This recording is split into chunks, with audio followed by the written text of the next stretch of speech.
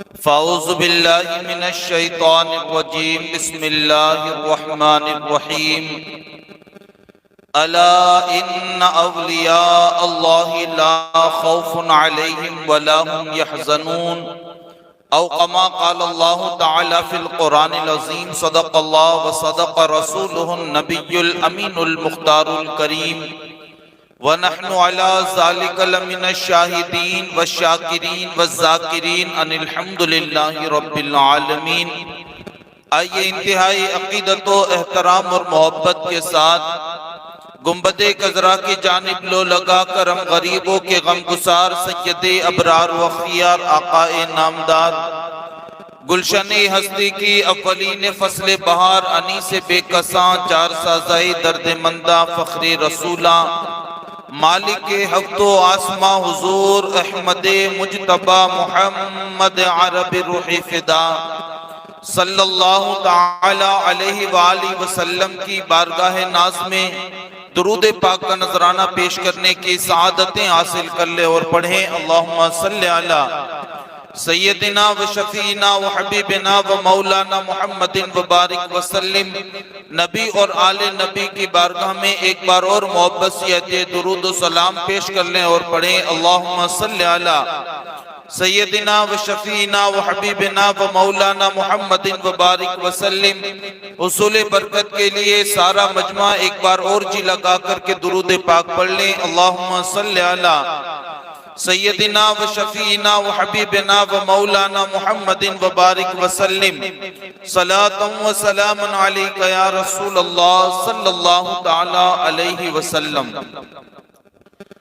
واہ کیا مرتبہ غوث بالا تیرا، واہ کیا مرتبہ غوث بالا تیرا، اونچے اونچوں کے سروں سے قدم اعلیٰ تیرا، اور سر بلا کیا کوئی جانے کہ ہے کیسا تیرا، سر بلا کیا کوئی جانے کہ ہے کیسا تیرا، اولیاء ملتے ہیں آنکھیں وہ تلوا تیرا، اولیاء ملتے ہیں آنکھیں وہ تلوا تیرا، اور سارے اقطاب جہاں کرتے ہیں کعبے کا طواف، سارے اقطاب جہاں کرتے ہیں کعبے کا طواف، کعبہ کرتا ہے طواف درے والا تیرا، کعبہ کرتا ہے طواف درے والا تیرا، اور تو حسینی حسنی کیوں نہ محی الدین ہو، تو حسینی حسنی کیوں نہ محی الدین ہو، اے خضر مجمع بحرین ہے چشمہ تیرا۔ معزز سامعین ذوی الاحترام، خطبہ مسنونہ کے بعد قرآن مقدس کی ایک مشہور اور معروف آیہ کریمہ کے ایک حصے کی تلاوت کرنے کا میں نے شرف حاصل کیا ہے۔ اللہ رب العزت کی بارگاہ میں دعا گو ہوں کہ اللہ رب العزت اس کے متعلق مجھے حق کہنے کی توفیق عطا فرمائے، آپ کو حق سننے کی توفیق عطا فرمائے، اور رب قدیر ہم سب کو اس پر عمل کرنے اور اسے عام کرنے کی توفیق عطا فرمائے۔ معزز سامعین ذوی الاحترام، روز ازل اللہ تبارک و تعالی نے تمام ارواح کو جمع فرمایا، اور جمع فرمانے کے بعد میرے اللہ نے ان روحوں کے درمیان اعلان فرمایا، اور ان روحوں کے درمیان اللہ تبارک و تعالی نے ایک اعلان کیا، اور میرے رب نے فرمایا الستُ بربکم، کیا میں تمہارا رب نہیں ہوں، کیا میں تمہارا پالنہار نہیں ہوں، کیا میں تمہارا رب نہیں ہوں؟ تو روحوں نے کہا قالوا بلا، کیوں نہیں مولا، تو ہی ہمارا رب ہے اور مولا تو ہی ہمارا پالنہار ہے۔ پھر اللہ تبارک و تعالی نے ان روحوں میں سے کچھ خاص روحوں پر اللہ نے اپنے تجلی خاص کو داخل فرمایا، اور ان روحوں میں سے چند روحوں پر اللہ نے خاص تجلی فرمائی۔ تو جن روحوں پر اللہ نے خاص تجلی فرمائی ان روحوں میں انبیاء کی روحیں تھی، ان روحوں میں شہداء کی روحیں تھی، ان روحوں میں صالحین کی روحیں تھی، اور ان روحوں کے اندر اولیاء کرام کی روحیں تھی۔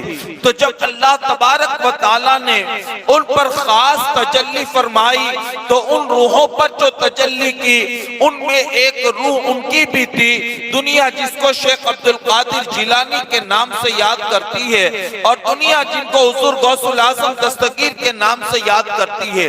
عزیزان ملت اسلامیہ، آج کی مبارک اور متبرک محفل میں حضور غوث پاک کے خانوادے کے حوالے سے چند ضروری گزارشات آپ کی سماعتوں کے حوالے کرنے کی سعادت حاصل کروں گا، تاکہ ہمیں پتا چلے کہ کس خانوادے سے اور جس خانوادے سے حضور غوث پاک کا تعلق تھا، اور میرے مرشد جس خانوادے سے تعلق رکھتے تھے وہ خاندان کتنا عالی شان تھا، اور اللہ نے اس خانوادے کو کیا عظمتیں، کیا برکتیں اور کیا رفعتیں عطا فرمائی تھی، اور آپ کے خاندان کے ایک ایک فرد کی شان اور ایک ایک فرد کا مقام اور مرتبہ کیا تھا۔ عزیزان ملت اسلامیہ، یہ بات یاد رکھ لیں کہ اللہ تبارک و تعالیٰ نے حضور سیدنا غوث الثقلین رضی اللہ المولا تبارک و تعالیٰ عنہ کو جس خانوادے میں پیدا فرمایا اور جس خاندان کے اندر اللہ تبارک و تعالیٰ نے حضور غوث الاعظم دستگیر کو پیدا فرمایا، وہ خانوادہ ولیوں کا خانوادہ تھا، وہ خانوادہ صالحین کا خانوادہ تھا، وہ خانوادہ اللہ کے برگزیدہ بندوں کا خانوادہ تھا۔ میں سب کا نہیں، لیکن وقت میں جتنی بھی گنجائش ہوگی میں ان کے حوالے سے چند ضروری گزارشات آپ کے سماعتوں کے حوالے کروں گا، تاکہ عظمت غوث پاک ہمیں سمجھ میں آ جائے۔ چونکہ اللہ تبارک و تعالیٰ نے حضور غوث الاعظم دستگیر کو بڑی شان، بڑا مقام اور بڑا مرتبہ عطا فرمایا تھا۔ یوں اسی وجہ سے آپ کو جو ہے نا بہت سارے القابات سے یاد کیا جاتا ہے۔ حضور غوث الاعظم دستگیر کے بہت سارے القابات ہیں، اور ان القابات میں سے ایک لقب آپ کا محی الدین بھی ہے۔ دنیا آپ کو محی الدین کے نام سے یاد کرتی ہے، چونکہ یہ عربی ہے، اور محی الدین کا معنی اردو میں یہ ہوتا ہے کہ دین کو زندہ کرنے والا، دین کو توانائی دینے والا، اور دین کو زندگی عطا کرنے والا۔ آپ اندازہ لگائیں، جس غوث الاعظم دستگیر کو دنیا محی الدین کے لقب سے یاد کرتی ہے اور محی الدین کے خطاب سے یاد کرتی ہے، اللہ اکبر، ان کی شان، ان کا مقام اور ان کا مرتبہ کیا ہوگا۔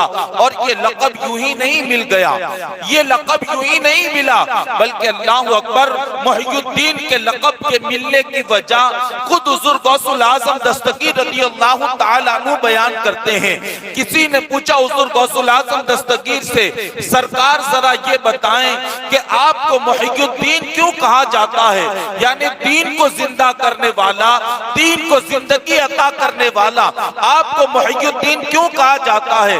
تو سرکار بغداد رضی اللہ المولا تبارک و تعالیٰ عنہ فرماتے ہیں کہ اس کی ایک وجہ ہے، اور وجہ یہ ہے کہ ایک مرتبہ میں جامع مسجد کی طرف آ رہا تھا، کہتے ہیں سفر سے پلٹ کر کے آ رہا تھا، اچانک میرا گزر ایک ایسے بندے کے قریب سے ہوا کہ جو ہاتھوں سے بالکل کمزور ہو چکا تھا، جو انتہائی نحیف ہو چکا تھا، جو انتہائی لاغر ہو چکا تھا، اور اس کی کمزوری کا عالم یہ تھا، اس کی نحافت کا عالم یہ تھا کہ اپنی ساری توانائیوں کو سمیٹ کر کے وہ بندہ اگر اٹھنے کی کوشش بھی کرتا تو وہ اٹھ نہیں سکتا تھا، وہ اپنے قدموں کے بل کھڑا نہیں رہ سکتا تھا، ساری توانائیوں کو سمیٹ کر بھی وہ بندہ اپنے پیروں پر کھڑے رہنے کی طاقت نہ رکھتا تھا۔ حضور غوث الاعظم دستگیر فرماتے ہیں چلتے چلتے جب میرا گزر اس کے قریب سے ہوا تو اس نے میری طرف دیکھا اور دیکھ کر کے کہا، او عبدالقادر، ذرا مجھے آسرا اور سہارا دینا، اے عبدالقادر مجھے آسرا دینا۔ حضور غوث الاعظم دستگیر فرماتے ہیں میں اس کے قریب گیا، اور جانے کے بعد جیسے ہی میں نے اپنا ہاتھ اس کمزور بندے کے ہاتھ میں دیا تھا، اور میرا ہاتھ اس کمزور بندے کے ہاتھ میں کیا پہنچا، حضور غوث پاک فرماتے ہیں کہ اس کے جسم جسم کے اندر توانائی پیدا ہونا شروع ہو گئی. جو ہاتھ لاغر ہو گئے تھے وہ ہاتھ کام کرنا شروع کر دیے. جو پیر کمزور ہو گئے تھے ان کے اندر طاقت پیدا ہونے لگی. جو وجود نحیف ہو چکا تھا اس کے اندر توانائی پیدا ہونے لگی. اور حضور غوث الاعظم دستگیر فرماتے ہیں اللہ کی عزت کی قسم میرا ہاتھ جیسے ہی کمزور کے ہاتھ میں پہنچا ہی تھا چند لمحے کیا گزرے تھے کہ چند لمحوں سے پہلے وہ نحیف تھا اور میرے ہاتھ کے پہنچنے سے اللہ نے اس کو توانائی عطا فرما دی. وہ توانا اور تندرست ہو گیا. حضور غوث الاعظم دستگیر فرماتے ہیں کہ مجھے ہیبت ہوئی اس کے اس کارنامے سے.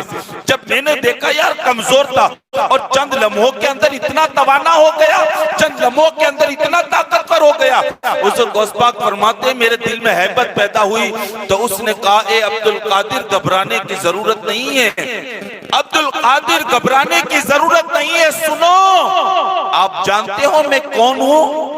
اس نے کہا عبدالقادر جانتے ہو کون ہوں؟ آپ نے فرمایا نہیں میں تجھے نہیں جانتا کہ تو کون ہے. اس وقت اس نحیف و لاغر انسان نے کہا اے عبدالقادر میں کوئی اور نہیں, میں تمہارے مصطفیٰ کا دین ہوں. کمزور اور لاغر ہو گیا تھا, تمہاری توانائی اور تمہاری معیت نصیب ہو گئی تو اللہ تبارک و تعالیٰ نے اس کو نئی زندگی عطا فرما دی. اور پھر حضور غوث الاعظم دستگیر فرماتے ہیں اسی دن سے مجھے لوگ محی الدین کے خطاب سے یاد کرنے لگے اور اسی دن سے مجھے محی الدین کا لقب دیا گیا.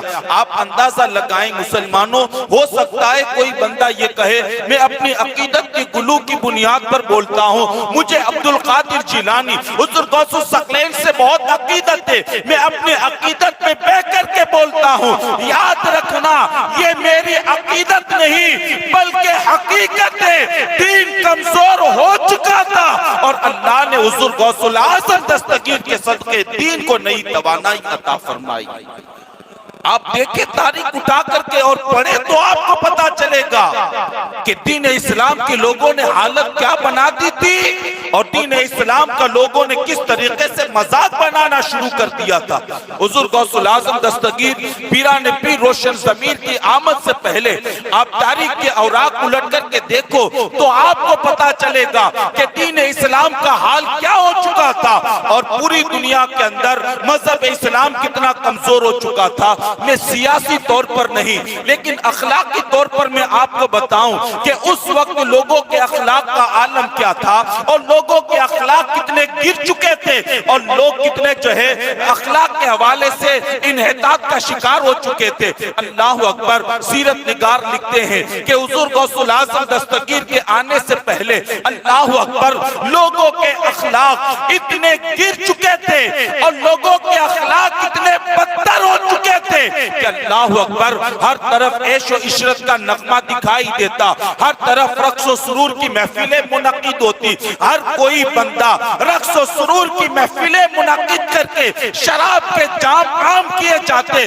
زناکاری عام ہو گئی تھی, جواخوری عام ہو گئی تھی, حتیٰ کہ سارے گناہ تقریباً معاشرے کے اندر عام ہو چکے تھے. لیکن اللہ اکبر اخلاق کے حوالے سے آپ تاریخ کا مطالعہ کرو تو آپ کو پتا چلے گا کہ اس وقت لوگوں کے اخلاق کیا تھے. بظاہر مسلمان کہلانے والے, بظاہر کلمہ پڑھنے والے اخلاق کتنے گر چکے تھے کہ ان کو دیکھ کر کے یوں لگتا ہی نہ تھا کہ ان کا تعلق آمنہ کے لال محمد رسول اللہ سے ہے, ان کا تعلق مذہب اسلام سے ہے. بلکہ اللہ اکبر ہمارے سیرت نگار لکھتے ہیں کہ اس وقت عمرہ اور سلاطین کا عالم یہ تھا.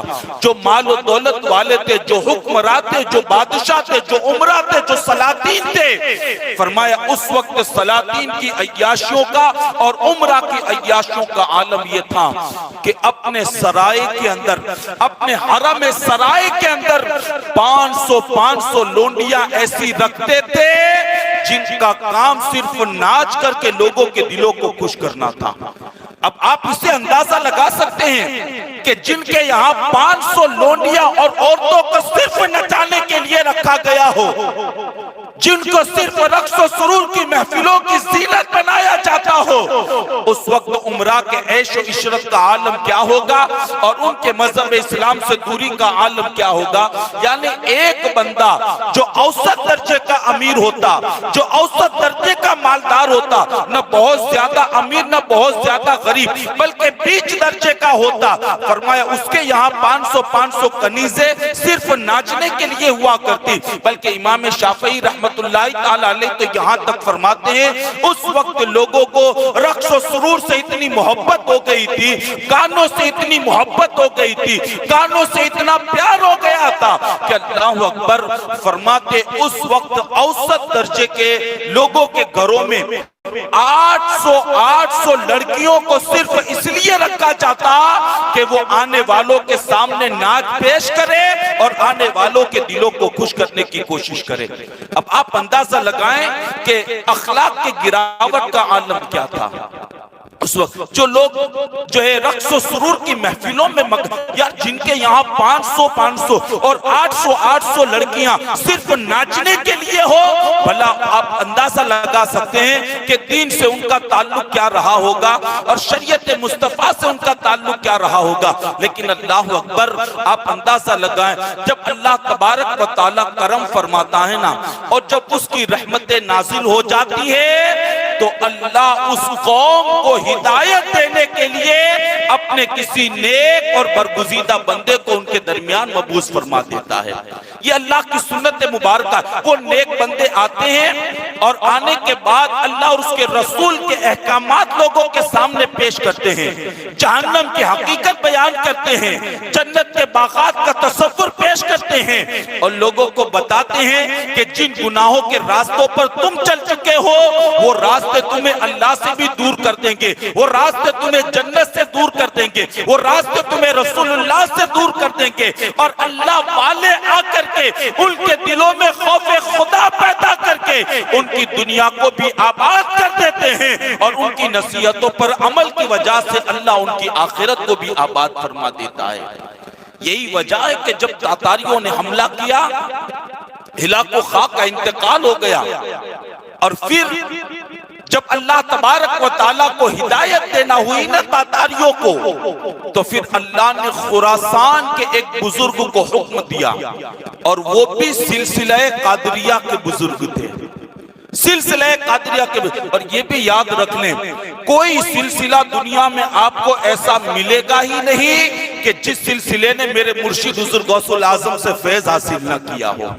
ہر سلسلے سے فیض، ہر سلسلے کو فیض اور ہر سلسلے کو برکتیں اگر ملی ہے تو وہ میرے مرشد حضور شیخ عبدالقادر جیلانی کے توسل سے ملی ہے اور آپ کی ذات بابرکات سے ملی ہے۔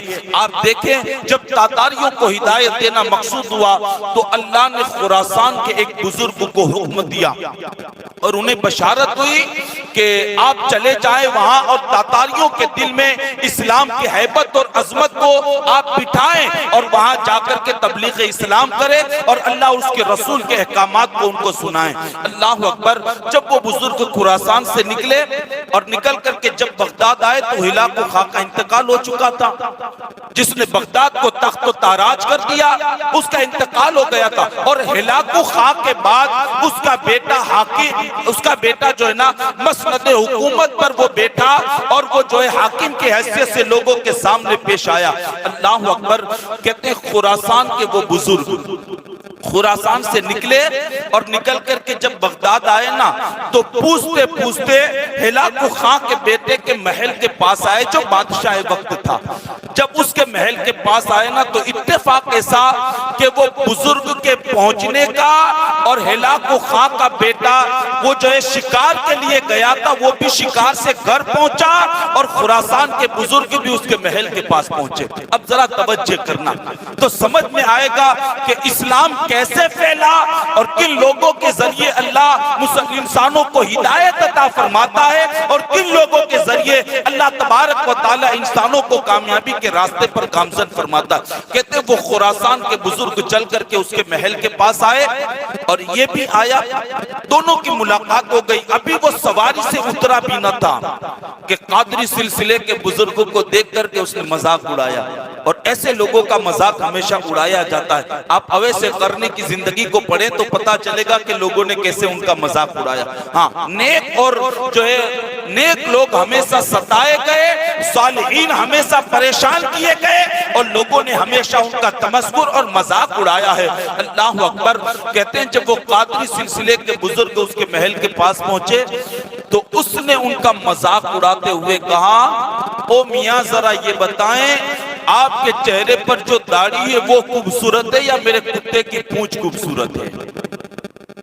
لیکن دیکھیں جو دین کا دائی ہوتا ہے نا, جن کو طلب, شعور اور شوق ہوتا ہے نا, وہ ایسے جملوں سے جو ہے برداشتہ نہیں ہو جاتا, جلال اور غضب میں نہیں جاتا, بلکہ تحمل اور بردباری کا مظاہرہ کرتا ہے اور ایسے اخلاق سے پیش آتا ہے کہ مذاق کرنے والے جب ان کے اخلاق کو دیکھتے ہیں تو کہنے پر مجبور ہو جاتے ہیں ان کی دعوت غلط نہیں ہو سکتی, اور وہ کلمہ پڑھ کر کے آمنہ کے لال محمد رسول اللہ کے دین میں داخل ہو جاتے ہیں. وہ تحمل اور وہ برداشت اللہ ان کے اندر پیدا کر دیتا ہے. اب ظاہر سی بات ہے یہ سوال اگر ہم سے اور آپ سے کوئی کرے تو پتا چلے کہ ہمارے اندر کتنے حلم ہے, ہمارے اندر کتنی بردباری ہے, اور ہمارے اندر صبر کا مادہ کتنا ہے. اللہ اکبر. اس قادری سلسلے کے بزرگ سے اس نے کہا بتائیں آپ کی داڑھی خوبصورت ہے یا میرے کتے کی پونچھ خوبصورت؟ آپ نے مسکرا کر کے حلم اور برداشت کے ساتھ اس کو جواب دیا. فرماتے ہیں بادشاہ سلامت سن, یقیناً میں بھی جس رب کو مانتا ہوں نا, جس خدا کو مانتا ہوں, یقیناً میں بھی اس کے در کا ایک کتا ہی ہوں. لیکن فرمایا اگر میری وفاداری سے میرا مالک خوش ہو جائے, اگر میری فرما برداری سے میرا مالک خوش ہو جائے, اگر میری اطاعت سے میرا رب خوش ہو جائے, تو اے بادشاہ سن تیرے کتے کی دم سے میری داڑھی 1000 درجہ بہتر ہے. اگر میرا رب میرے عمل سے خوش ہو جائے, لیکن اگر فرماتے ہیں میرے عمل سے میرا رب ناراض ہو جائے, میرے کام سے میرا رب ناراض ہو جائے, اور میں وفاداری اور اطاعت شعاری نہ کر کے اللہ کو ناراض کر لوں, تو فرمایا کہ میری داڑھی سے بہتر یہ تیرے کتے کی پونچھ ہے. یعنی اس لیے کہ تیرا کتا تیرا وفادار ہے, تیرا کتا تیری فرما برداری کرتا ہے. فرماتے اگر میں اللہ کا فرما بردار ہو جاؤں اور میرے عمل سے اللہ راضی ہو جائے تو تیرے کتے کی پونچھ سے میری داڑھی بہتر ہے, اور اگر میرے عمل سے میرا اللہ ناراض ہو جائے تو میری داڑھی سے تیرے کتے کی پونچھ بہتر ہے. کہتے ہیں بس یہ جملے ان کی زبان سے نکلے اور تیر بن کر کے جو ہے اس کے دل کے اندر پیوست ہو گئے. سواری سے اترا اور اتر کر کے کہتا ہے حضور آپ کی زبان میں اللہ نے غضب کی مٹھاس دی ہے, حضور میں چاہتا ہوں آپ میرے مہمان بن جائیں اور مجھے خدمت کا موقع عطا کریں, اور میں وعدہ کرتا ہوں جتنا ہو سکے گا میں آپ کی خدمت کروں گا اور اپنا زیادہ سے زیادہ وقت آپ کی خدمت کے اندر گزاروں گا. اللہ اکبر. وہ بزرگ نے وہی قیام کیا. کہتے ہیں کہ جب رات ہوتی تو ملنے کے لیے آتا تو یہ بزرگ دین کی دعوت پیش کرتے, اسلام کے قانون پیش کرتے, حضور کی عظمت و رفعت کے تذکرے کرتے, اللہ کی وحدانیت کا درس دیتے. حتیٰ کہ چند ہی دن گزرے تھے کہ ہلاکو کا بیٹا اس قادری بزرگ کی نصیحتوں سے اتنا متاثر ہو گیا کہ کلمہ پڑھا اور کلمہ پڑھ کر کے اسلام کے آغوش میں داخل ہو گیا. ادھر وہ داخل ہو گیا, لیکن چونکہ اس نے اپنے اسلام کا اظہار نہیں کیا لوگوں میں, اس لیے کہ اسے ڈر تھا کہ اگر میں اپنے اسلام کا اظہار کروں گا تو لوگ میرے مخالف ہو جائیں گے اور مجھے بڑی مشقتوں کا سامنا کرنا پڑے گا. وہ ایمان تو لے آیا لیکن اس نے اپنے ایمان کو چھپائے رکھا. حتیٰ کہ ایک وقت وہ آیا کہ وہ قادری بزرگ نے بغداد چھوڑا اور چھوڑ کر کے خراسان کی طرف چلے گئے. لیکن وقت کے گزرنے کے ساتھ ساتھ جو ادھورا کام یہ بزرگ کر کے گئے تھے نا, اللہ نے انہی کی نسل میں سے ایک ایسا بیٹا پیدا کیا جس کو حکم دیا جا گیا ہلاکو خاں کے بیٹے کے پاس اور جا کر کے جو ادھورا کام رہ گیا نا اس ادھورے کام کو تو مکمل کر لے.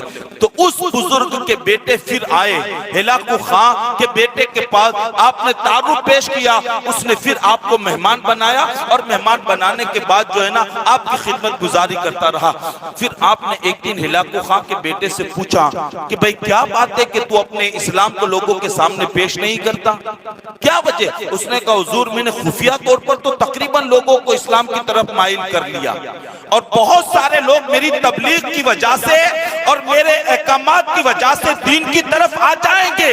حضور سب کی فکر نہیں ہے, بس ایک بندہ ایسا ہے کہ جو میری دعوت سے مائل نہ ہو سکا اور آج بھی اس کی وجہ سے لوگ اسلام کی طرف نہیں آ رہے. حضور اگر اس نے اسلام قبول کر لیا نا تو یقیناً اس کے اسلام میں داخل ہونے کے ساتھ ساتھ بہت سارے لوگ اسلام کے آغوش میں داخل ہو جائیں گے. تو اس بزرگ نے فرمایا ٹھیک ہے تو اس کو بلاؤ. اس کو بلایا گیا اور جب وہ آیا نا تو گفتگو ہونے لگی. آپ نے دعوت اسلام پیش کی, اس نے کہا میں اس پر ایمان نہیں رکھتا, میں ایک طاقتور ہوں, میں ایک بہادر انسان ہوں, میرا کام ہے میدان کارزار میں لڑائی کرنا, میرا کام ہے جنگ و جدال کرنا. کہتے ہیں میں اس پر ایمان نہیں رکھتا بلکہ میرا ایمان جنگ و جدال پر ہے. اگر آپ مجھے میدان جنگ میں پچھاڑ دو تو میں آپ کے نانا کا کلمہ بھی پڑھوں گا اور جو دین کی دعوت آپ پیش کر رہے ہیں میں اس دین کی دعوت کو قبول کر کے مذہب اسلام کے اندر بھی داخل ہو جاؤں گا. آج چونکہ اسلام ہمارے پاس آسانی سے پہنچ گیا ہے لیکن آج ہمیں قدر نہیں ہے نا اسلام کی. مسلمان گھر میں پیدا ہوئے, باپ کا نام اسلامی ہے, ماں کا نام اسلامی ہے, بھائی کا نام اسلامی, بہن کا نام اسلامی. ہم نے سمجھ لیا کہ مسلمان گھر میں ہم پیدا ہوئے. یہی وجہ ہے کہ اسلام کے حوالے سے ہمارے پاس یہ جیسی قدر ہونی چاہیے تھی اسلام کی, آج قدر ہماری زندگی کے اندر نہیں. لیکن جنہوں نے بڑی مشکلوں سے اسلام قبول کیا نا, آپ ان سے جا کر کے پوچھو کہ یہ اللہ کی نعمت کتنی قیمتی ہے. آپ ان سے جا کر کے پوچھو. اور اس دین کے لیے بزرگوں نے کیا کچھ نہیں کیا.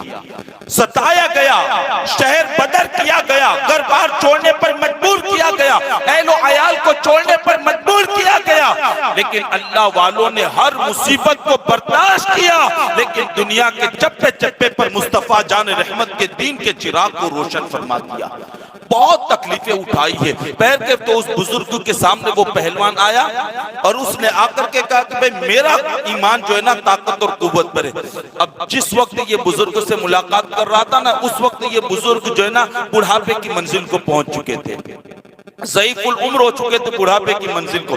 لیکن اس نے کہا کہ میرا ایمان, اگر مجھے آپ پچھاڑ دو تو میں اسلام لے آؤں گا. آپ نے فرمایا تیرے اعلان کو میں نے قبول کیا, تو وقت بتا اعلان کیا جائے گا. اب تیرے اور میرے درمیان جنگ ہوگی, دیکھتے ہیں اللہ کسے کامیابی عطا فرماتا ہے. المختصر یہ کہ پھر ایک وقت متعین ہوا اور متعین ہونے کے بعد پھر اعلان ہوا کہ بھئی فلاں وقت ہے نا یہ خراسان کے بزرگ اور جو ہے تاتاریوں کے بہت بڑے پہلوان کے درمیان لڑائی اور جنگ ہوگی. لوگوں کا ایک ازدحام ہو گیا, لوگ دیکھنے کے لیے کہ کون ہارتا ہے کون جیتتا ہے ایک جمع غفیر ہو گیا. لیکن کہتے وہ پہلوان میدان میں پہلے ہی آ کر کے بیٹھا. اب تھوڑی دیر کے بعد جیسا یہ بزرگ گئے نا اور جانے کے بعد کوئی لڑائی نہیں کی, کوئی جنگ نہیں کی, گئے اور وہ میدان میں جا کر کے بیٹھا تھا, اس کے قریب گئے اور جا کر کے اس زور سے تماچا مارا کہ ایک ہی تماچے کے اندر اسے زمین دوش کر دیا, ایک ہی تھپڑ کے اندر اسے زمین پر گرا دیا. وہ تھپڑ کیا تھا, اللہ کی نصرت اس میں شامل حال تھی. کہتے تھپڑ کا لگنا تھا, اٹھے زمین سے, اس سے پہلے بزرگ کے قدم کو پکڑ کر کے کہتا ہے حضور جب آپ کے ہاتھوں میں اتنی طاقت ہے تو جس دین کی دعوت آپ دے رہے ہیں وہ کمزور نہیں ہو سکتا. اسی وقت قدم کو پکڑا, کلمہ پڑھا اور کلمہ پڑھ کر کے اسلام کے آغوش میں وہ بندہ داخل ہو گیا. یوں اسلام پہنچا ہے, یوں محنتوں اور مشقتوں کے ساتھ جو اسلام ہم تک پہنچا. بہر کے بعد بہت دور چلی گئی, عرض یہ کرنے لگا کہ یہ اخلاقی حالات تھے وہاں کے. کہ اور لوگوں کا اس طریقے کا ذہن اور لوگوں کی اس طریقے کی فکر بن چکی تھی. لیکن اللہ اکبر، حضور غوث الاعظم دستگیر پیران پیر روشن ضمیر جس خانوادے میں تشریف لائے نا، وہ خانوادہ اتنا اعلیٰ خانوادہ ہے اور وہ خانوادہ اتنا عظیم خانوادہ ہے کہ اللہ نے غوث اعظم سے لے کر کے اخیر تک جہاں تک جو ہے ملتا ہے شجرہ، فرمایا کوئی بندہ حضور غوث پاک کے خاندان میں ایسا نہیں ملے گا جس کو اللہ نے ولایت کا تاج عطا نہ کیا ہو.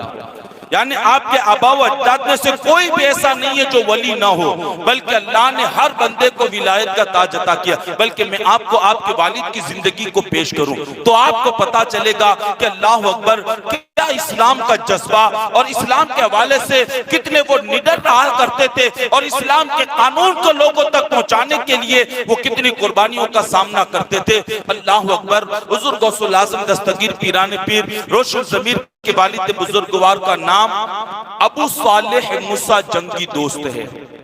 ابو صالح موسیٰ آپ کا نام ہے اور جو ہے جنگی دوست آپ کا لقب ہے اور ابو صالح آپ کی کنیت ہے. ابو صالح موسیٰ جنگی دوست.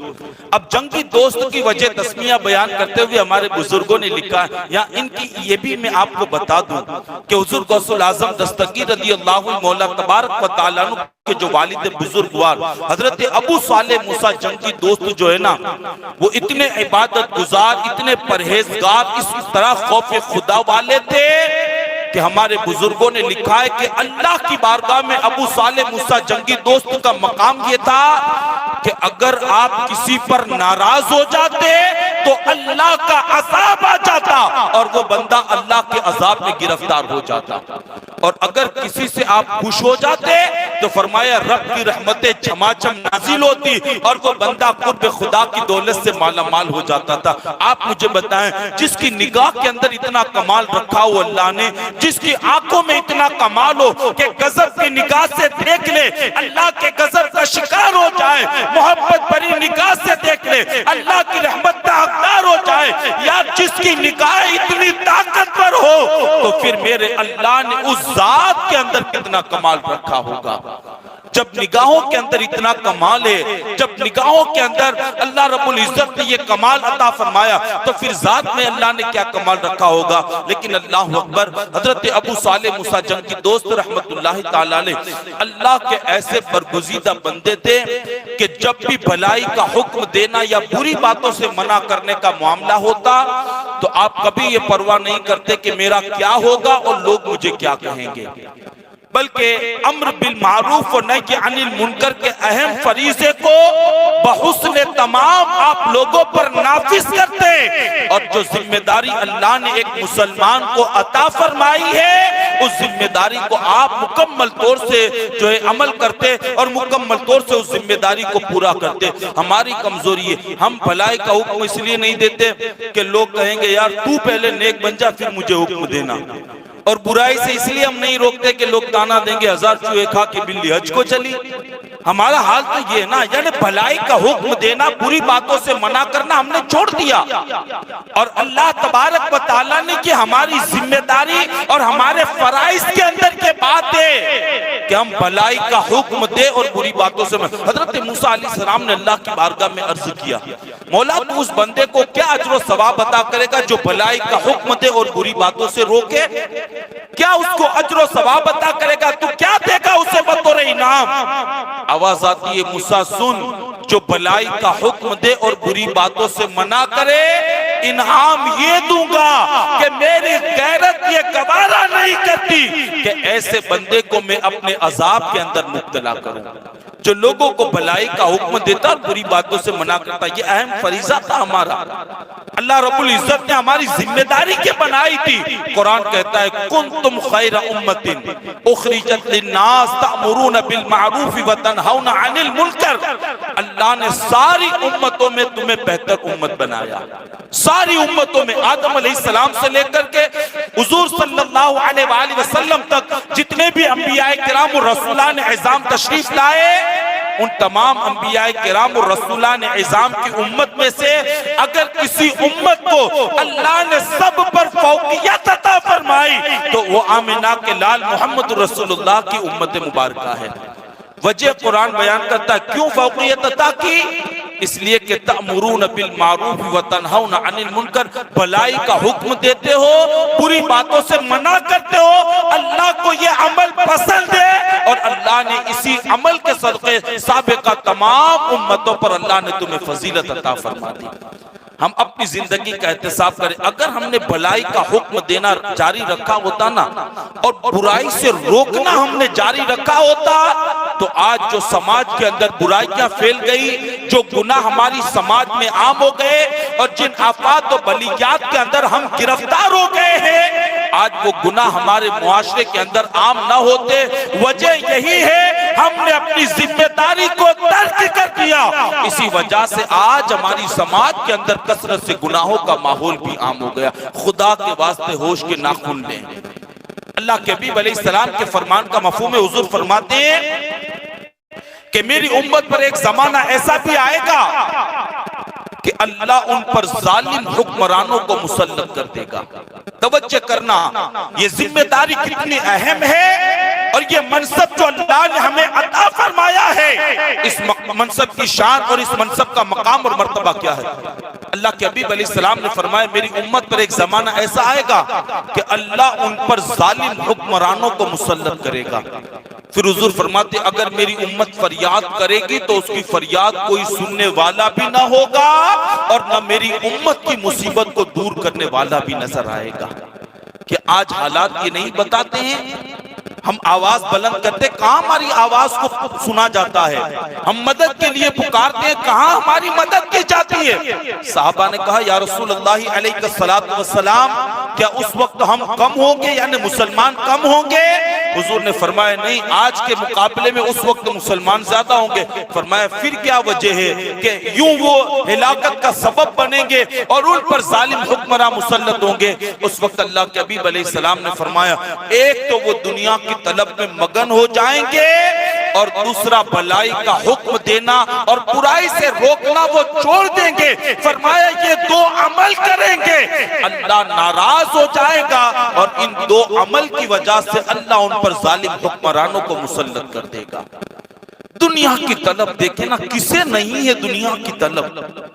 دنیا دنیا دنیا، بندہ سونے سے جب بیدار ہوتا ہے نا تب سے لے کر کے رات سونے تک جتنا بندہ دنیا کے بارے میں سوچتا ہے نا، شاید ہی کوئی بندہ آپ کو ملے کہ ان 24 گھنٹوں میں سے 1 گھنٹہ اپنی آخرت کے بارے میں بھی فکر کرے۔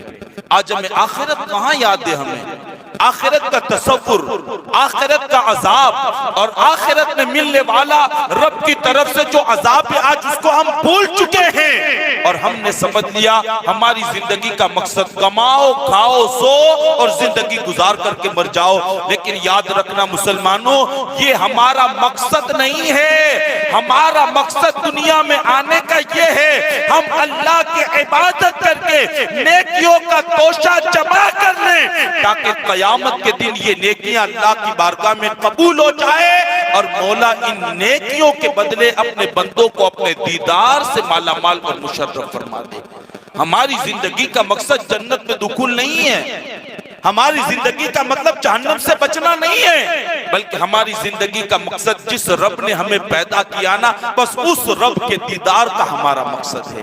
بس رب کا دیدار ہو جائے، قیامت میں اللہ راضی ہو جائے اور مولا اپنے دیدار کی دولت سے ہم سب کو مالا مال فرمائے۔ پیر کے تو عرض یہ کر رہا تھا کہ حضور سیدنا غوث ثقلین رضی اللہ تعالیٰ عنہ کے والد بزرگوار بھلائی کا حکم دینے اور برائی سے روکنے کے معاملے کے اندر اتنے نڈر اور اتنے سخت تھے کہ نہ بادشاہ کی پرواہ کرتے نہ قوم کی پرواہ کرتے، بلکہ اللہ اور اس کے رسول کا حکم لوگوں پر نافذ کرتے دکھائی دیتے تھے۔ ہمارے بزرگوں نے لکھا ہے کہ ایک مرتبہ آپ جامع مسجد کی طرف تشریف لے جا رہے تھے تو چلتے چلتے آپ نے کیا دیکھا کہ بادشاہ کے کچھ ملازم سروں پر مٹکے لے کر کے جا رہے تھے۔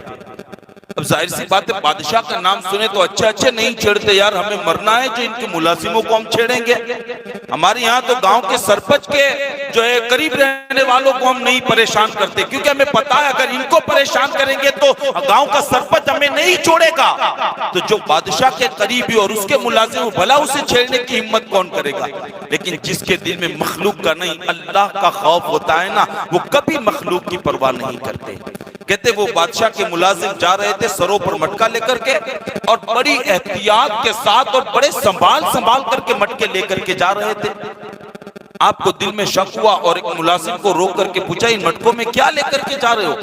اس نے کہا حضور ان مٹکوں میں ہم شراب لے کر کے جا رہے ہیں بادشاہ کے لیے، بادشاہ کی شراب ہے ہم اس کو لے کر کے جا رہے ہیں بادشاہ کے لیے۔ اللہ اکبر، آپ جلال میں آ گئے، اور جلال میں آ کر کے جتنے بھی شراب کے مٹکے بھرے ہوئے تھے نا، آپ نے جلال میں آ کر کے ان سارے مٹکوں کو آپ نے توڑ دیا اور ساری شراب کو زمین پر بہا دیا۔ ملازم بادشاہ کے پاس پہنچے، اور پہنچنے کے بعد بادشاہ نے پوچھا کہ کہاں گئے شراب کے مٹکے؟ کہا ابو صالح موسیٰ جنگی دوست ملے تھے اور انہوں نے سارے شراب کے مٹکوں کو توڑا اور ساری شراب کو زمین پہ بہا کر کے رکھ دیا۔ بادشاہ نے حکم دیا کہ ان کو میرے دربار میں پیش کیا جائے، ان کو میرے دربار میں حاضر کیا جائے۔ میں پوچھوں گا کہ جب انہیں پتا تھا کہ یہ میری شراب ہے اور میرے ملازم لے کر کے جا رہے ہیں، بھلا ان کو کس نے اختیار دیا کہ میری منگائی ہوئی شراب کو توڑ دے اور میرے ملازموں کے سر پر جو مٹکے اس کو توڑ کر کے شراب کو زمین پر بہا دے؟ ان کو کس نے اختیار دیا؟ بلایا جائے انہیں۔ قاصد گئے اور ابو صالح موسیٰ جنگی دوست کو بلا کر کے لائے۔ ادھر ابو صالح موسیٰ جنگی دوست بادشاہ وقت کے سامنے کھڑے ہیں۔ اس نے پوچھا اے اللہ کے بندے بتا تو نے میرے مٹکوں کو کیوں توڑا، اور میرے مٹکوں کو تو نے کیوں توڑ کر کے شراب کو بہا دیا؟ تو ہے کون اور تجھے یہ اختیار کس نے دیا ہے؟ آپ نے بڑے مسکراتے ہوئے لہجے میں فرمایا سن، میں احتساب کرنے والا بندہ ہوں، اور میرے غیرت نے یہ گوارا نہ کیا کہ یہ شراب کے جس کو اسلام نے حرام کر دیا ہے اس کے مٹکے کوئی اٹھا کر کے بادشاہ کے دربار میں لے کر کے جائے۔ میری غیرت نے یہ گوارا نہ کیا، اس لیے میں نے مٹکوں کو توڑ دیا، اور مٹکوں کو توڑنے کے بعد اس کی شراب کو زمین پر میں نے بہا دیا۔ بادشاہ نے تڑپ کر کے کہا یار تجھے محتسب کس نے بنایا، احتساب کرنے والا تجھے کس نے بنایا؟ تڑپ کر کے جواب دیتے سن، جس رب نے تجھے اس کرسی کا مالک بنایا اسی رب نے مجھے محتسب اور احتساب کرنے والا بھی بنایا ہے۔ بادشاہ نے یہ جواب سنا، لرزہ طاری ہو گیا، اور کوئی سلام اور کرام کوئی چھیڑ چھاڑ نہیں، اور آپ کو دربار سے رخصت کرنے کا حکم دے دیا۔ یہ حضور غوث العظم دستگیر پیران پیر روشن ضمیر رضی اللہ المولا تبارک و تعالی عنہ کے والد بزرگوار کا مقام ہے کہ آپ بھلائی کا حکم دینے، پوری باتوں سے منع کرنے میں کبھی پیچھے نہیں ہٹتے تھے، بلکہ اللہ اور اس کے رسول کے قانون کو لوگوں پر نافذ کرتے۔ لوگ بھلے خوش ہوتے تو ٹھیک ہے، اور ناراض ہوتے تو آپ ان کی پرواہ بھی نہ کرتے۔ یاد رکھنا مسلمانوں، جب باپ اور ماں ایسے نیک اور پرہیزگار ہونا تو اللہ انہی کے بدن سے ایسی اولاد پیدا کرتا ہے دنیا جس کو شیخ عبدالقادر جیلانی غوث العظم دستگیر کے نام سے یاد کرتی ہے۔ ہاں، جب ماں باپ اتنے پرہیزگار ہونا، ماں باپ اتنے اطاعت شیار ہو، میں وہ تفصیلی واقعات تو نہیں بیان کروں گا، بس اشارہ کر کے آپ کو میں پیغام دے دوں کہ آپ کی والدہ بھی کتنی جو ہے متقیہ تھی اور کتنی پرہیزگار تھی آپ کی والدہ بھی۔ ہاں، جس طرح آپ کے والد بزرگوار اتنے پرہیزگار اور متقی تھے، اور یہ بھی سیرت میں بیان کیا جاتا ہے ایک سیب آپ نے کھا لیا، توجہ کرنا، ایک سیب، وہ تفصیلی واقعہ تو نہیں بس اشارہ کر کے گزر جاؤں، ایک سیب کھا لیا آپ نے، اور وہ بھی جان بوجھ کر کے نہیں، انجان میں کھا لیا۔ پتہ نہیں تھا، مراقبے میں تھے اور جو مجاہدات کے اندر تھے، 3 دن گزر گئے کھانے کو نہ ملا، دریا کے کنارے پہنچے، ایک سیب جا رہا تھا، آپ نے اٹھا کر کے کھا لیا۔ جیسے ہی کھایا نا دل میں خیال آیا یار جس سیب کو میں نے کھا لیا اس کا مالک کون ہوگا پتہ نہیں، اور مالک کی اجازت کے بغیر میں نے سیب کھا لیا، مالک کی اجازت کے بغیر سے۔ اللہ اکبر، بس یہ خیال آیا، مجاہدے کو ترک کر دیا آپ نے، جگہ کو چھوڑا اور تلاش میں نکلے کہ اس کا مالک کون ہے، پتہ لگایا جائے تاکہ معافی مانگ کر کے جو میں نے لقمہ کھا لیا ہے اللہ رب العزت میری اس خطا کو معاف کر دے اور مولا تبارک و تعالی میرے عمل سے راضی ہو جائے۔ بس یہ خیال دل میں آ گئے، ایک سیب کھا لیا آپ نے، وہ بھی غلطی سے۔ گئے تلاش کرنے کے لیے، چلتے چلتے ایک باغ دیکھا آپ نے کہ وہاں جو ہے سیب کے درخت لگے تھے اور ایک ڈال اسی دریا پر تھی اور وہاں بھی سیب لگے ہوئے تھے۔ آپ نے سوچ لیا یہی شاخ ہے، شاید اسی سے وہ سیب بہ کر کے آیا تھا۔ گئے دروازے پر دستک دی، پوچھا کون؟ کہا ابو صالح ہوں میں۔ اندر گئے، حضرت عبداللہ سمائی سے ملاقات ہو گئی جو حضور غوث الاعظم دستگیر کے نانا جان ہیں۔ ملاقات ہو گئی، پوچھا بھائی کیسے آنا ہوا؟ آپ نے فرمایا معافی مانگنے کے لیے آیا ہوں۔ کہا کیسی معافی مانگنے کے لیے آیا؟ کہا کہ ایک سیب آپ کے باغ سے بہ کر کے جا رہا تھا، آپ کی اجازت کے بغیر میں نے اسے کھا لیا، میں معافی مانگنے کے لیے۔ وہ سمجھ گئے ایک سیب کی معافی مانگنے کے لیے وہی آ سکتا ہے کہ جو اللہ کی خوف اور اللہ کی بارگاہ میں بڑا رتبہ رکھتا ہوگا۔ ہاں، ایک سیب کی معافی کے لیے وہ آئے، وہ سمجھ گئے کہ آنے والا کوئی معمولی بندہ نہیں ہے بلکہ یہ بڑا متقی بندہ ہے۔ عبداللہ سمعی کہتے ہیں بیٹے معاف تو کر دوں گا لیکن میری ایک شرط ہے، یہ قبول کرنی ہوگی۔ عرض کرتے حضور بتائیں کیا شرط ہے؟ فرمایا 12 سال تک میرے باغ کی رکھوالی کر، پھر آنا میں سوچوں گا کہ معاف کرنا ہے کہ نہیں کرنا۔ 12 سال تک میرے باغ کی رکھوالی کر۔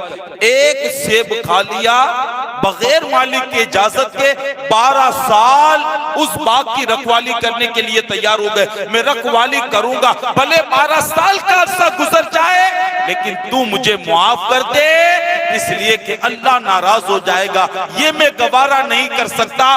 12 سال خدمت کرنی پڑے یہ تو مجھے گوارا ہے، لیکن میرا رب مجھ سے ناراض ہو جائے اس بات کو میں کبھی گوارا نہیں کر سکتا۔ 12 سال تک، ایک سیب کی پاداش میں 12 سال خدمت کی آپ نے۔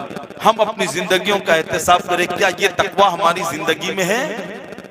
یہ شوق، یہ تڑپ اور یہ معافی مانگنے کا جذبہ ہماری زندگی؟ یہاں تو اگر بھول سے کوئی ہمیں دے دینا تو خوش ہو جاتے ہیں، اب نہیں دینے جانا اسے، اس نے دیا ہے اپنی طبیعت سے مجھے۔ اور حالت اس وقت ہے بڑی معذرت کے ساتھ اسلام اور قوانین اسلام سے ہم اتنا دور ہوتے جا رہے ہیں نا کہ حرام کے لقمے ہمارے پیٹ میں اتنے پڑ گئے کہ عبادت کی لذت اور چاشنی اور سرور ہماری زندگی سے نکلتا دکھائی دے رہا ہے۔ مالک کی اجازت کے بغیر، اللہ کے حبیب علیہ السلام کے فرمان کا مفہوم ہے، حضور فرماتے لوگوں کسی کی چیز نہ لو کہ جس کی وجہ سے اس کا دل ناراض ہو جائے۔ کسی کا دل ناراض ہو جائے تو اس کی اجازت کے بغیر اس کی چیز استعمال نہ کرو۔ حضور فرما رہے تھے، صحابہ کی محفل تھی، فرمایا کسی کا دل دکھے اس کی چیز کو اس کی اجازت کے بغیر استعمال نہ کرو، اگر استعمال کرنا ہے نا تو آپ اس کی اجازت لے لو، اس کی اجازت کے بغیر آپ چیز استعمال نہ کرو۔ ایک صحابی کھڑے ہو گئے، یا رسول اللہ جنگل میں اگر میرے چچا زاد بھائی کا ریوڑ جا رہا ہو تو کیا میں اس میں سے بکری لے کر کے اپنی بھوک اور اپنی پیاس کو نہیں مٹا سکتا؟ میرے چچا زاد بھائی کا ریوڑ ہے، اس میں سے تو مجھے اجازت ہوگی نا کہ میں لے کر کے کھا سکوں۔ مصطفیٰ جان رحمت صلی اللہ علیہ وسلم فرماتے سن، تو اپنے چچا زاد بھائی کے بکریوں کے ریوڑ میں سے ایک بکری کی بات کرتا ہے، فرماتے سن اگر جنگل میں تجھے ایسی بکری مل جائے کہ جس کے گلے میں چھری بھی ہو اور وہ پتھر بھی ہو جس سے آگ لگائی جاتی ہے، فرمایا اگر ایسی بکری بھی مل جائے پھر بھی اسلام تجھے اجازت نہیں دیتا کہ مالک کی اجازت کے بغیر تو اسے ذبح کر کے اپنے پیٹ میں داخل فرمائے۔ یہ اسلام کا قانون ہے، جس مذہب کے ہم ماننے والے ہیں نا، جس مذہب پر ہم عمل کرتے ہیں، اس نے ہمیں نظام زندگی دیا، اس نے ہمیں یہ شعور بندگی عطا فرمایا۔ ایک مرتبہ امام حسن بصری نے رابعہ بصریہ کی دعوت کی، آئیے میرے یہاں، بہت اصرار کے بعد دعوت کو قبول کیا۔ جب دعوت جانے کا وقت آیا دسترخوان لگا، رابعہ بصریہ بھی کھانے کے لیے بیٹھی، لیکن جیسے ہی لقمہ اٹھا کر کے منہ میں ڈالا نا، منہ کے قریب لے کر کے گئی، ابھی ڈالا نہیں قریب لے کر کے گئی، آپ نے فوراً اس لقمے کو جو ہے تشت میں پلیٹ میں رکھا اور کھڑی ہو کر کے اپنی منزل کی طرف چلی گئی۔ امام حسن بصری حیرت میں، یار رابعہ کے لیے دعوت کیا تھا، ایک لقمہ بھی نہ کھایا اور بغیر اس کے چلی گئی۔ امام حسن بصری فرماتے رابعہ ایسے نہیں جائے گی، یقیناً کوئی بات ہوئی ہوگی، تحقیق کرو، کوئی بات ہوئی ہوگی۔ بلایا گیا اس بندے کو جو مارکیٹ سے گوشت لاتا تھا، آپ نے فرمایا کہاں سے لے کر کے آئے ہو؟ کہا مارکیٹ سے لے کر کے، کہا جس قصائی سے لے کر کے آئے ہو نا اس کو میرے پاس لے کر کے آؤ۔ قصائی کو امام حسن بصری کی بارگاہ میں پیش کیا، جب وہ قصائی آیا نا، فرمایا بکری تیری تھی؟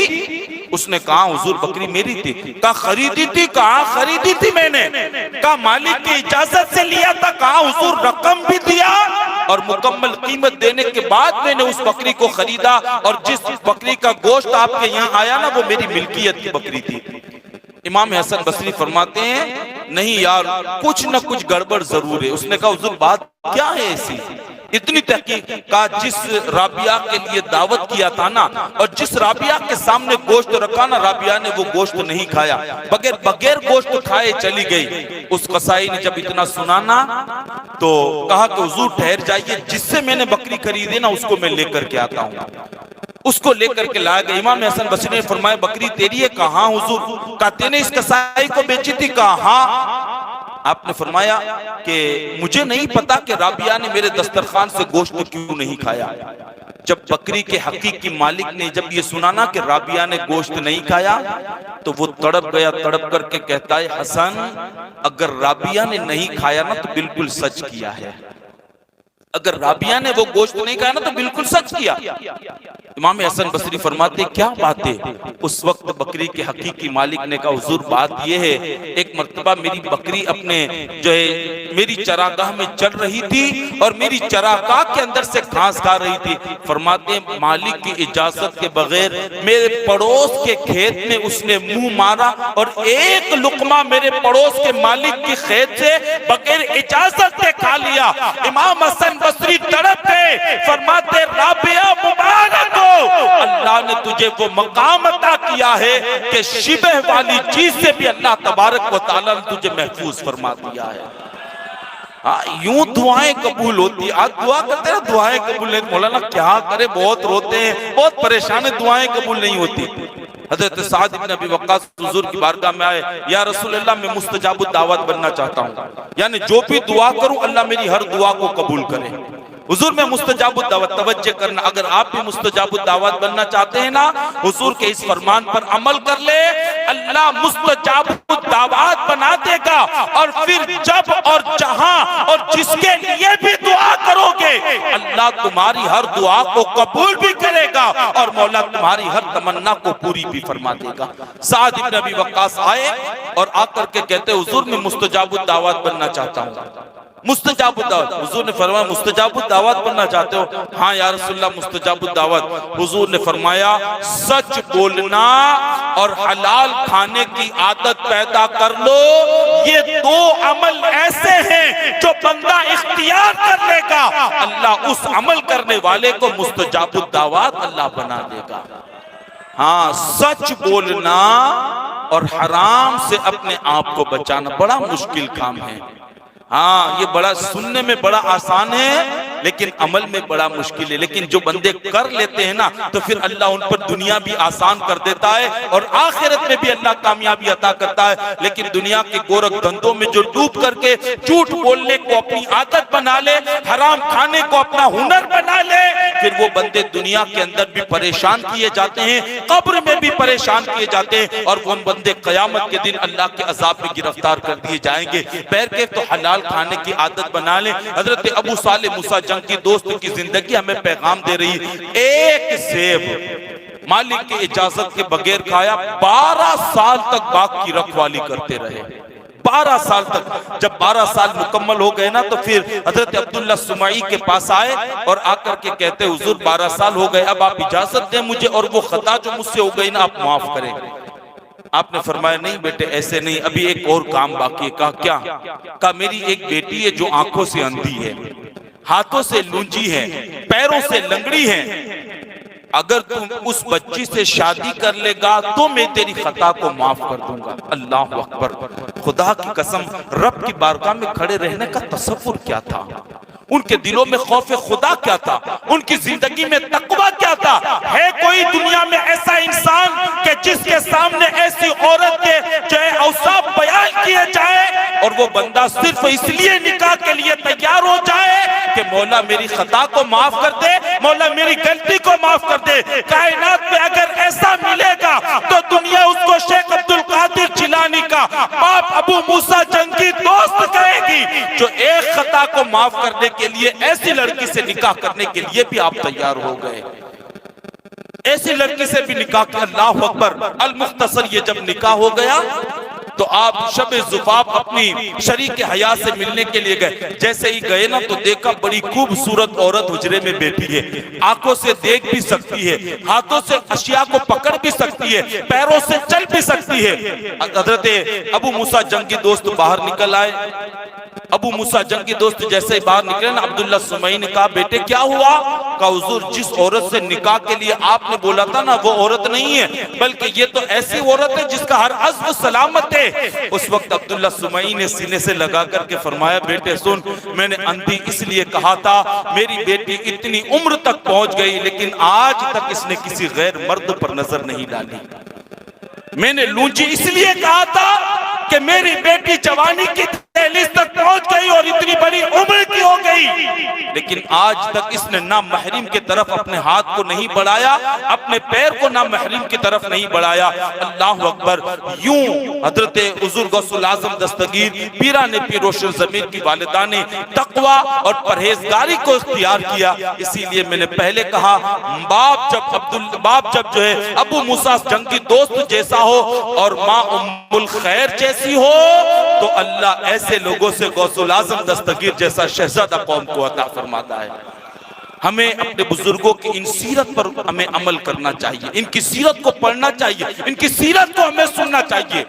اور کم از کم یا سال پر کہاں ہم آپ کو بلاتے ہیں, غوث پاک کا مہینہ آ جائے نا تو یاد کرنے کے لیے اور غوث الاعظم کا تذکرہ کرنے کے لیے جو ہے محفلیں منعقد کی جاتی ہے. لیکن ہماری غفلت کا عالم بھی یہ ہے, ان میں بھی یہ ہے کہ آخر کا انتظار کرتے 10 منٹ رہے گی نا تب جائیں گے, 15 منٹ رہے گی تب جائیں گے, آدھا گھنٹہ رہے گا تب جائیں گے. لیکن نہیں یار, جتنا ہو سکے نا محفل میں جلدی آؤ, اس لیے کہ یہ محفل عام محفلوں کی طرح نہیں ہے. یہ اس شیخ عبد القادر جیلانی کی محفل ہے جو فرماتے اللہ نے مجھ سے 70 مرتبہ وعدہ کیا, اللہ نے 70 مرتبہ وعدہ کیا عبد القادر تیرے مرید کو عذاب نہیں دیا جائے گا. ہم اس غوث پاک کی محفل میں بیٹھے ہیں, فرماتے جو میرے مدرسے کے سامنے سے گزر جائے اللہ اس کے عذاب کو, اللہ تعالیٰ اس کو عذاب میں مبتلا نہیں فرمائے گا. یا جس کے مدرسے کے سامنے سے گزر جانے والوں کو یہ نعمتیں ملے تو جن کی یاد میں منعقد ہونے والی محفلوں میں اگر کوئی بیٹھے تو اس بندے کی عظمتوں کا عالم کیا ہوگا. ہاں اس لیے میں آپ سے گزارش کرتا ہوں کہ حضور غوث الاعظم دستگیر کی بارگاہ میں خراج عقیدت پیش کرنے کی غرض سے یہ محافلیں جو منعقد کی گئی ہے نا, آپ جلد سے جلد آنے کی کوشش کریں.